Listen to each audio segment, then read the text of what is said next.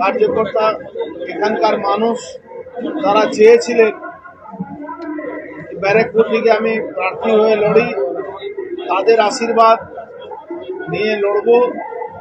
আর নিশ্চিতভাবে যেভাবে 2019-এ জয় দিয়েছিল মানুষ আমাকে, তার থেকে অনেক বেশি মার্জিন নিয়ে এবার জয় সুনিশ্চিত করব। প্রত্যেকটা মানুষের দরবারে যাব। যেভাবে ব্যারাকপুরটাকে ধ্বংস করা চক্রান্ত হয়েছিল, সেই সমস্ত ধ্বংসটা বৃথা গেল। আবার আমি সমস্ত যারা নেতৃত্ব কর্মী সবাইকে অভিনন্দন জানাচ্ছি।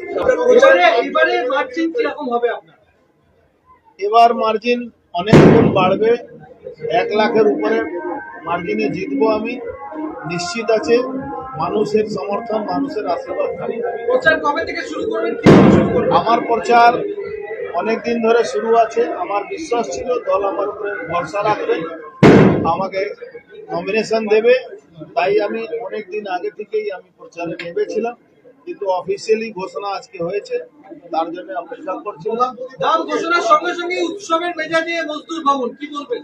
সবাই উৎসব পালন করছে, আপনি দেখুন সকাল থেকে উৎসবের মেজাজে আমরা ছিলাম। বসন্ত উৎসব সঙ্গে সঙ্গে সবাই আজকে নাম ঘোষণা হওয়াতে সবাই মানে ভোটের সময় রাজনীতিতে নামে তাদের জন্য সমস্যা আছে। আমরা 24/7 রাজনীতি করা লোক, আমরা মানুষের সঙ্গে সবসময় থাকি। এই জন্য আমাদের জন্য ভোট কালকে হোক আজকে হোক সেটা কোনো সমস্যা নেই।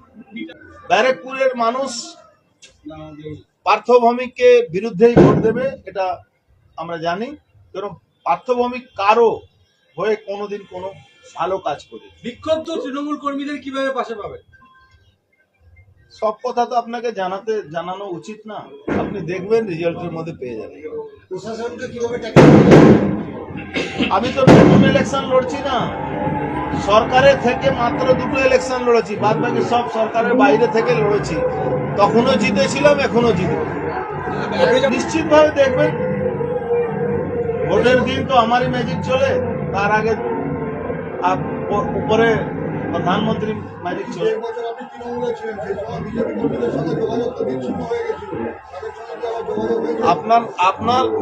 আপনার ধারণা হতে পারে, কিন্তু আমার সঙ্গে সবার যোগাযোগ সবসময় থাকে।